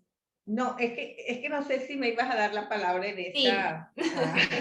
Sí, justamente voy contigo porque quiero tu lectura desde el gremio también de todas las cosas que tú has podido percibir y de cómo estás viendo este panorama, también de las reflexiones que nos han dado Ana Cristina y Gustavo y que nos des tu lectura de recomendaciones. Claro que sí. Bueno, mira, desde la perspectiva gremial, nosotros hemos venido fomentando la importancia de suscribir los protocolos de familia, porque creemos que es un gran instrumento de crecimiento para las empresas. Nos parece supremamente importante y obviamente me identifico con lo que decía Gustavo. O sea, uno crece en la medida en que lo cree. Si uno cree que va a ser pequeñito toda la vida se va a quedar pequeñito. Entonces uno tiene que trabajar para crecer, tiene que tener una gran capacidad de adaptación, porque es que las cosas son cambiantes y las circunstancias no son la misma. Entonces los empresarios tienen que tener esa visión de futuro, esa capacidad de adaptarse a los cambios del entorno, hacer uso de los instrumentos que tiene el gobierno de fortalecimiento a las empresas. Un aspecto súper importante es que tienen que hacer planeación y tienen que poner esa perspectiva de hacia dónde quieren llegar. Y no tienen que hacerlo solo porque obviamente el gobierno tiene varias herramientas, varios instrumentos de fortalecimiento empresarial. Existen herramientas como los protocolos de familia que también te ayudan a construir esa visión de crecimiento de la empresa y que te van a dar las herramientas para que tú puedas crecer en la medida en que te lo propongas, y que eso nos parece supremamente importante. Y de todas formas, el pensamiento, la tenacidad, el no amilanarse frente a los obstáculos, porque obstáculos siempre van a haber, pero también es la forma como nosotros nos visionamos, cómo nos construimos, cómo nos formamos. Y Gustavo decía algo, decía, mis hijos no están en la Cámara de Comercio porque ellos tienen que ganarse su propio espacio. También eso es valioso, es muy valioso que los hijos se ganen su propio espacio, que sepan el valor que tiene la empresa para que cuando llegue esa empresa a sus manos, esa empresa no desaparezca. Pero también es importante que desde que ese niño es ese niño precisamente, darle ese sentido de pertenencia, llevarlo a la empresa, que conozca cuáles son las funciones, cuáles son los roles, para que él vaya identificando en dónde pudiera en determinado momento tener su papel en esa empresa y tener la conciencia de que es suyo, de que tiene que trabajar por eso y que tiene que preservarlo. Eso me parece supremamente importante. Perfecto, perfecto. Muchas gracias, Osiris, también por resaltar esos elementos tan importantes. Quiero rescatar el que mencionas del protocolo de familia, que si bien es una herramienta importante para el desarrollo familiar, también tiene que haber una parte de compromiso para poder desarrollarlo, porque el documento por sí solo no va a arreglar toda la situación, sino es cómo nos ponemos de acuerdo y cómo hacemos realmente que ese espacio funcione, que es lo que a veces, muchas veces falla en algunas familias, en donde pensamos que por tener el protocolo ya hecho, eso es todo lo que teníamos que hacer, y realmente también hay un tema, resaltando lo que decía Ana Cristina, de mentalidad y de cultura con relación a la empresa, y de lo que dice Gustavo, de también creer y de tener esa convicción alrededor. Entonces, bueno, pues perfecto, muchísimas gracias también por tu intervención. Y dando cumplimiento a nuestro itinerario, para terminar a las 6, que es el espacio destinado para la reunión, quisiera una muy breve reflexión, solamente una frase por parte de cada uno de cierre de este conversatorio, de cuáles son las cosas que quieren dejar sobre la mesa o que quieren plantear, en una frase muy corta para que hagamos el cierre. Entonces, arranco con Ana Cristina, luego Gustavo y por último con Osiris. Bueno, me la pones difícil en este momento, me preguntas una frase para cerrar. Yo pensaría que como familia empresaria uno tiene que hacerse dos preguntas. ¿Qué se vale y qué no se vale? ¿Qué se vale en esta empresa? ¿Hasta dónde vamos a llegar? ¿Qué vamos a permitir como familia que somos? ¿Y qué no se vale? ¿Qué no podemos permitir? ¿Qué no vamos a dejar que trascienda? ¿Qué no es bueno para la empresa de la familia y para la familia. Entonces pienso que esas son dos preguntas que yo creo que al inicio de cualquier reunión familiar, incluso una asamblea, una junta, el inicio de una empresa, ¿qué se vale aquí? ¿Sí? ¿Qué va unido a nuestros valores, a lo que queremos ser, a donde queremos llegar? ¿Qué va arraigado a nuestra cultura, a nuestros padres, a lo que nos enseñaron? ¿Y qué no se vale? Y que desde el principio queden las reglas claras, me parece importante. Menos mal te agarré desprevenida, ¿qué tal si lo hubieras preparado? Perfectas esas dos reflexiones, creo que son un cierre bien interesante de lo que estás diciendo y me parece muy valioso también para las familias empresarias, para que sean preguntas concienzudas que se desarrollen. Muchas gracias, Ana Cristina. A ti. Listo. Gustavo, cuéntanos cuál es tu frase de cierre de reflexión del conversatorio. Bueno, más que una frase, Eli, es algo como decía Ana Cristina, ¿no? Separar los roles con mis hijos, con mi hijo que trabaja conmigo, él es el director administrativo y financiero. A veces tenemos diferencias y hemos tenido choques fuertes por decisiones empresariales, pero siempre le reitero mi amor de padre. Y mi hijo, y esto no es personal, papi, esto no es de padre e hijo. Nosotros la vacilamos, salimos, paseamos, comemos. Yo tengo 68 años y él tiene 47, o sea, estamos pues bastante cercanos. Entonces tenemos una relación muy buena con él, con la mamá, con mis hijas también. Cuando tenemos los espacios como familia, la verdad, muy poco hablamos de la empresa. La empresa, yo hablo siempre de mi partida, porque eso es amoroso también hablar uno de la partida. Cuando uno no esté, ¿qué va a pasar? No dejen caer esto. Y mis hijos conocen absolutamente todo, conocen mis cuentas, las personales, conocen el patrimonio, tienen las claves por si acaso pasa algo, pues no lo permita Dios tal, están autorizados en mi cuenta corriente particular para firmar, para girar, y yo les digo, si yo me muero, no se pongan a dónde me van a enterrar, no jodan nada, giren y saquen la plata que tengo ya a nombre mío y la pasan para ustedes, porque no le vayan a decir al banco, le avisan al banco 8 días después, no le vayan a decir enseguida porque ahí no joden y se quedan con la plata 1 o 2 años. Así que olvídense de esa vaina. Mira, uno de los hijos de la 14 llamó a una persona conocida al Banco de Bogotá. ¿Qué hago? Y ella le dijo, saca la plata. Ellos le avisaron a los bancos que el viejo Jaime se había muerto después de 8 días. Entonces, enseñarlos a ser prácticos. El dolor por un lado y el negocio por el otro. Esto no es personal y lo más importante para nosotros tampoco es la parte material, esa parte secundaria. Hoy somos ricos, mañana somos pobres o viceversa. Así que todo es temporal y pasajero. Lo más importante es esa relación y respeto que debe haber entre los miembros como familia, porque más que empresarios, primero somos padres e hijos, más que empresarios, porque ese es el rol que nos correspondió del inicio, de la génesis de nuestra vida cuando decidimos casarnos y conformar una familia. No pensamos en ser unos emprendedores, pensamos en tener hijos y criarlos bien. Y ya después apareció lo otro, bueno, como decía un poquito Óscar ahorita, la suerte y la esperanza. Aparecieron estos dos, se juntaron, bueno, y aquí estamos. Pero la verdad que eso prima por encima de estas cosas materiales. Entonces, nos concentramos un poco en eso y la verdad, eso sería lo que yo aportaría. Y que, hombre, Eli, y a los dueños de INCOEF, hombre, que hagan estos espacios más seguidos, que inviten a la gente para poder compartir y que nos lleven a esos cursos, a esas vainas que ustedes hacen, para que la gente se anime, porque es que a veces nos ven muy allá, como que eso fuera inalcanzable la cosa. No, mira, uno ve los proyectos, ya me salí de esta vaina, uno ve los proyectos. Yo he sido jurado en la ICESI, con Melquisedec, que me ha invitado, y otro más de allá. Y estos pelados todos, que entre otras cosas hacen eso en el primer semestre, y eso deberían hacerlo como en el sexto, séptimo, octavo semestre, lo cual es una idea de empresa. Todos quieren vender brownies y empanadas. Oye, no se ve en Shark Tank.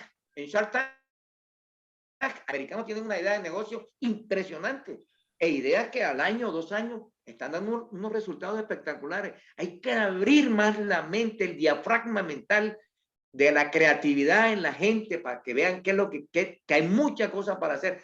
Aquí todavía hay muchas cosas para crecer. Esa es mi reflexión, que no es la reflexión, eso es un discurso. Muchas gracias, Gustavo, perfecto. Y cerramos con Osiris. Cuéntanos con broche de oro, ¿cuál es tu reflexión final? Bueno, que no debemos olvidar que las empresas son generadoras de riqueza y de valor al país, que por eso son tan importantes, porque sin una empresa definitivamente no hay ningún valor agregado en el país. Otra cosa, lo digo desde la perspectiva gremial, es que los empresarios no están solos. Para eso tenemos a los gremios, los distintos gremios que existen, que somos ese conector entre sus necesidades y el gobierno, que para nosotros de pronto es mucho más fácil en determinado momento llegar a las instancias del gobierno para hacer unos cambios de políticas positivas, mejorando el ecosistema empresarial, y que desde ese punto de vista nunca deben desechar la posibilidad de pertenecer a un gremio, porque ese gremio siempre va a ser la voz que van a tener para que pueda llevar, digamos, esa mayor fuerza, sus necesidades, y obtener una respuesta más pronta y una respuesta que sea de beneficio para todo el sector empresarial. Perfecto, bueno, muchísimas gracias. Muchas gracias a nuestros panelistas de hoy, Ana Cristina, Gustavo, Osiris. Gracias por sus importantes reflexiones, han sido bien pertinentes en el marco de esta celebración del Día de las MIPYMES. Gracias a todos por su tiempo y por participar.